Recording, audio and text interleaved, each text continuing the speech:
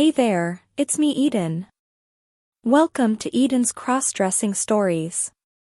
Today I'm going to share with you a cross-dressing story called Wife Feminized Ungrateful Husband Part 9. So, if you're new to the channel, then please consider subscribing to get a new story every day. And please support my work on Patreon and get early access of the content. Patreon.com/Eden07. Link in the comment, thanks. That's when I decided to neglect the washing and you accepted my offer of soft silks and satin and obviously liked it. I thought that would be the end of it, but then your bumps began to grow and you weren't really complaining or asking to go to the doctor about it. You seemed comfortable with your image in satin and high-heeled slippers in the mirror, and it was cute watching you grow and change. You were accepting the changes in your body and wanting more and more feminine clothing and slowly began to wear it to work and in front of me without fear or embarrassment. Your innate femininity was finding an outlet for expression. All men have some. They just won't let it loose. Remember when I put your hair up with a little lipstick and you went to bed that way? Yes, of course. And you got wise to the vitamins, and still kept quiet for 3 more months. You liked the changes. No need denying it, right?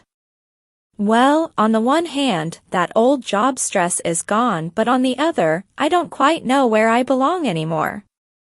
I'm confused. I love the way I look when I am dressed as a girl, but I can't let Joanna be fully realized and go to work that way. Can I? Cheryl would really get a kick out of it though, I'll bet. She's been really sweet to me since I began to dress, well, you know, the way I dress. She keeps trying to get me to escalate my femme side, but I don't want to get fired when I'm over halfway through this job.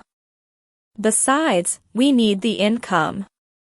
Well, what do you feel comfortable with?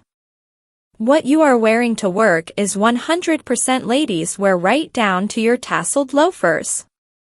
If you can leave it at that for this job, where we go from here is strictly up to you.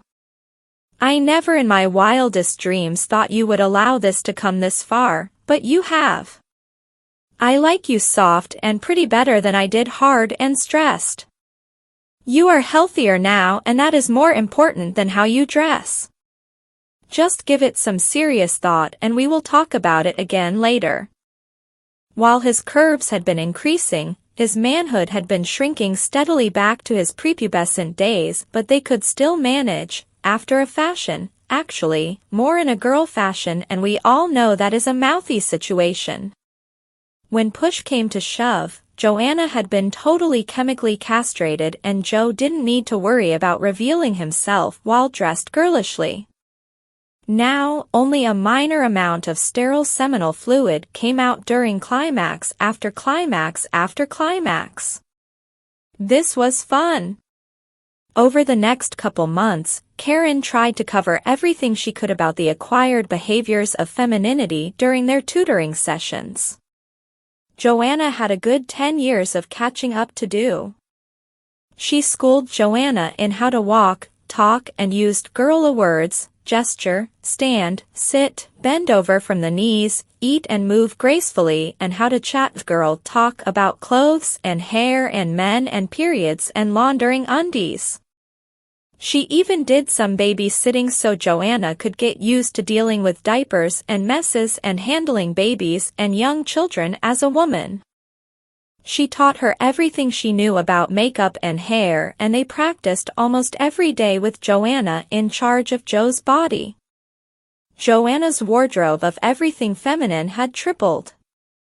She never wore a stitch of real boy clothes to work anymore. Hadn't for some time. By the time 8 months had rolled around, they were both getting a little excited to see if he could pass in the real world. It was high time to try, because Joanna just couldn't hide herself at work anymore and the whole place was buzzing anyway.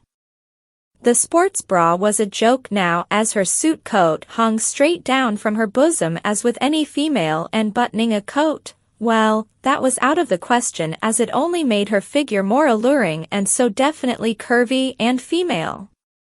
She'd made some really good girlfriends by that time though. Being an independent contractor, she didn't have to worry about promotions because there wouldn't be any. So they decided to take a chance. Karen called up the job and told Joe's boss that he couldn't come in today and could they send his sister instead. Does she know computers? Just as well as Joe. Well then, I don't see why not. That night, they went to the mall and had Joanna's ears pierced twice. And so Joanna went to work that day in a light gray business suit with white blouse and gray mid-heeled suede pumps, her hair done up in cascading curls falling over little golden hoop earrings and studs.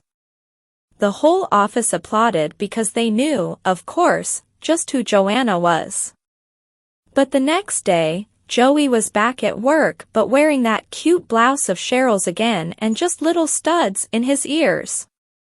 However, he did have on a pair of black flats with his green ladies slacks and some mauve-colored lip gloss by CoverGirl.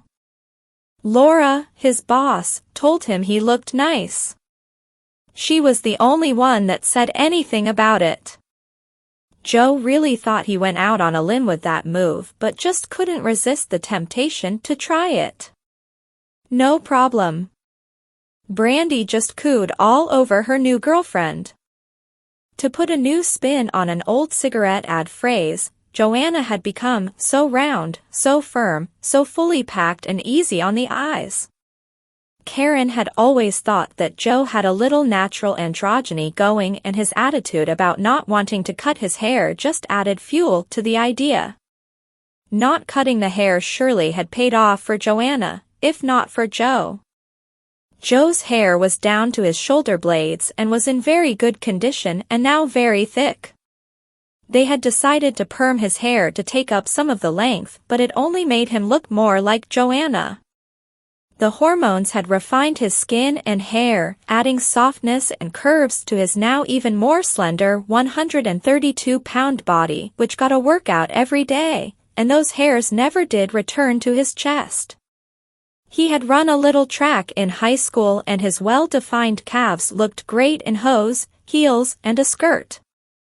It was another Thursday and Joyce had stopped by on the way home to see how things were coming along.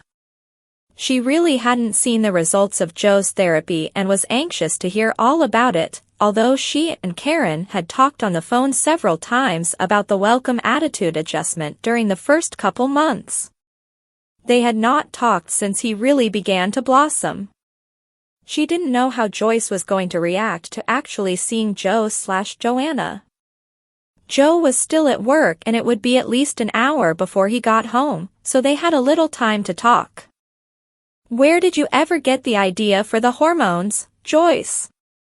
How do you think I got Tom under control? Karen's eyebrows went up as she exclaimed, "You mean that Tom is also?" And her voice trailed off as she sank back into her chair in disbelief and shock. Joyce replied, "Sure, for the last 18 months only more so. He has been a perfect little darling. Or, rather, I should say she has. Well, not so much at first, but then by now, you know how that goes." "I'm beginning to get the picture," Karen replied. "But why?"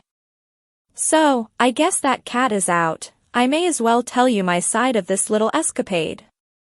You see, Tom, unlike Joe, was being perfectly horrid to me, a real jerk, abusing me verbally and physically, and one night he slapped me really hard when I refused to do something he wanted in bed.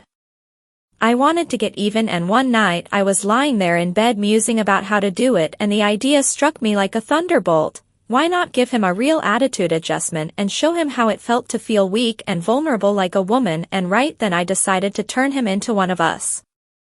So, devilish little me got on the phone with Barbara and we cooked up the whole scheme, and then later she threw in another ingredient or two into the pot after things were well along. This wasn't going to be a minor fix-up like you were looking to do with Joe. I was definitely going all the way. I knew it would work just as well with Joe. How is he, by the way? Oh, he's fine, really fine, replied Karen with a peculiar grin. Well, I was really ticked and was looking for revenge. I still loved him and didn't want a divorce, so I went to Barbara and told her what I had in mind, and she said it would serve the little twit right for abusing me and wrote me out a prescription and told me how to use it for maximum effect.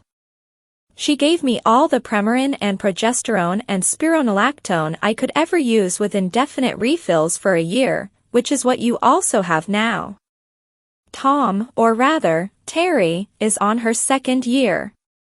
Of course, I had to get Tom to take them, so I told Tom they were those new DHEA tablets and would boost his testosterone, and he began to swallow them like popcorn, and I had him up to 8 a day in about 2 months. Well, pretty soon, he wasn't the cocky little rooster he'd been, lying around, never helping me with the house or yard or anything else, vegging out watching football games while I slaved away, and his body and mind began to change. He mellowed a lot. Our hormones do have a lot to do with how we think and respond, you know. We couldn't give him shots without his consent, but that too was worked out because as he began losing muscle and strength, he was looking for an energy boost, and the doctor suggested that maybe he needed B12 shots. He soon was taking B12 shots every week as well. Of course, then I had him cut back on the DHEA to only 2 a day because the B12 was really estradiol combined with spironolactone that I put some red food coloring in. Now, at 1.5 years down the road, she has been completely chemically castrated and the boy stuff has virtually disappeared. I mean, a light control panty and no one would even guess even if some guy slipped his hand up there. And she can wear a bikini swimsuit without worry. The other day I almost let his new name slip out.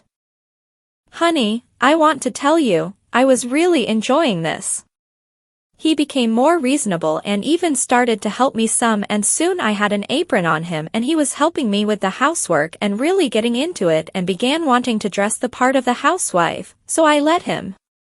He was into a 36A in just the first 2 months. By the time the 3rd month rolled around, he was wearing a B cup and he was thumbing through my issues of Cosmo and Woman's Day, and we suddenly were in conversations talking about what he thought about this or that article or dress and shoes or jewelry, hairstyles, and so on. The real key to my success was what was going on in bed. No, not sex, but what was happening while Terry was asleep. That's all for now. See you in the next video. Till then, take care.